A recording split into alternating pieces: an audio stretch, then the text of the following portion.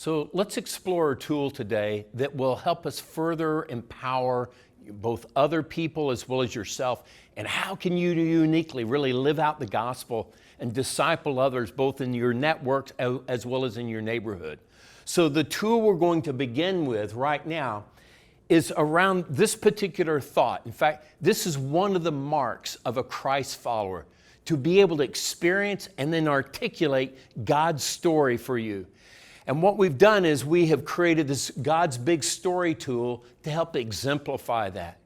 So hopefully prior to watching this tool, someone has already spent some time with you in the book of Acts chapter 17, where Paul goes into this magnificent treatise around, let me share with you what God's been up to from the very beginning of time all the way up to right now.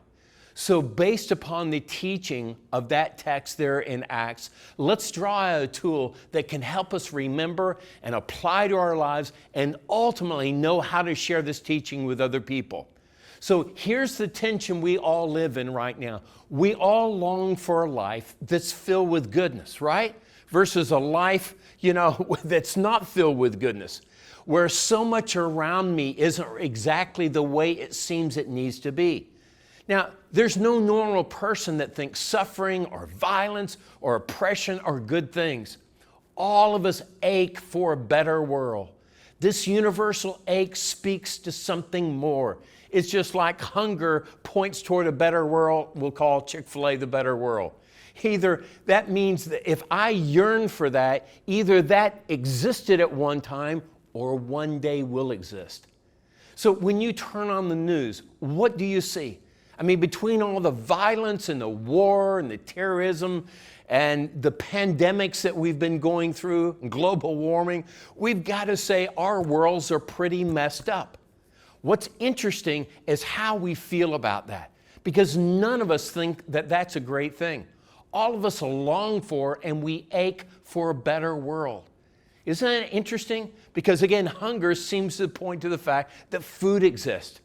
And thirst points to the fact that water or drink exists. So our longing for a better world seems to point to the fact that either a better world did exist or will one day exist. So as we look here at this diagram, this is representing this picture. And oh, by the way, with each tool that we present to you, I want to encourage you to draw it out yourself and take notes around it, okay? You may have received a participant's guide to do this in, or you can do this on your own. So just for the sake of time, I've got these up here on a screen, but these are intended to pass the napkin test, okay? So for you to be able to draw this out for yourself and other people. So what this represents is the very thing I described a moment ago, where there is a yearning for a better world, and yet there's brokenness. But let's go back to the very beginning of time. Everything was designed for good. So this first circle right here, with Adam and Eve in here, it was designed for good. God, from the very beginning, designed the world, our relationship with Him and with each other. And here was His descriptive phrase: it's very good. You are very good. God spoke and said, let us make human beings in our image. Let them reflect our nature so they can be responsible for one another, for the earth itself. God created human beings. He created them godlike, that was intended to reflect God's nature. God looked over everything He had made and said, it's very good. So in the Christian worldview, we believe that our longing for a better world points to the fact that a better one has existed and will exist. So from the very beginning of time, one did exist, beginning in Genesis 1 and 2. He originally designed it so that the planet would take care of us and we'd take care of the planet. So that you and I would care for one another, so that God would care for us as we blessed Him back, and that the whole thing right here was designed for good. But we know that's not the end of the story. There's like a chapter 2, right? What happens is we become damaged by evil. See, when God was in charge, it was a wonderful world. But we wanted to be in charge so that all creation and everyone in it could be used for our own benefit instead of its intended design purpose. Over in Romans chapter 1, It says, since they didn't bother to acknowledge God, God quit bothering them and let them run loose. And then all hell literally broke loose, where there was rampant evil, where there's grabbing and grasping, vicious backstabbing, those kinds of things. It made life hell on earth as people engage in envy and killing and bickering, and deceiving one another. I mean, when people become mean-spirited, when they become like God bashers or bullies or, in various kinds of relationships. So here's the deal. How did we get here? I mean, we decided we were going to run our own show.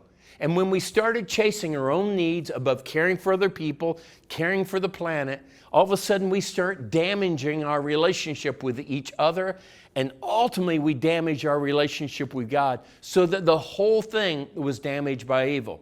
So let's just pause here for a moment. This first circle represents Genesis 1 and 2. This second circle represents Genesis 3.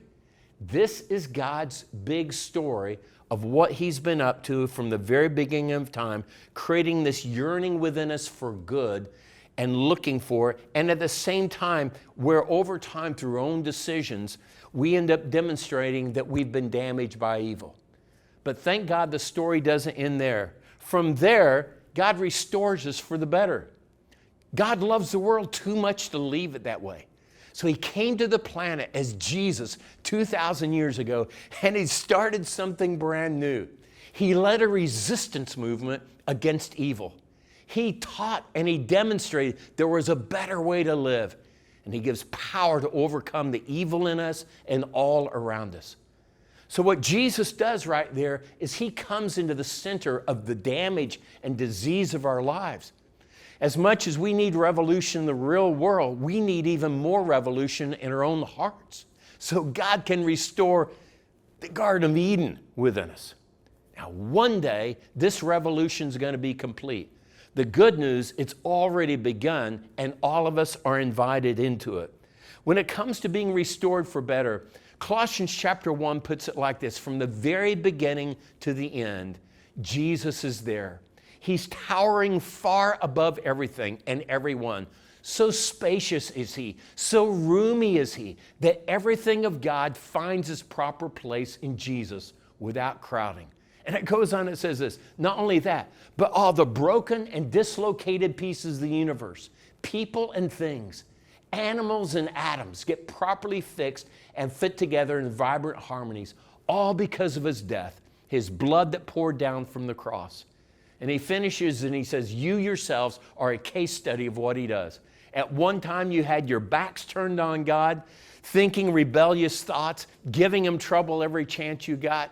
But now, by giving himself completely to the cross, actually dying for you, Christ brought you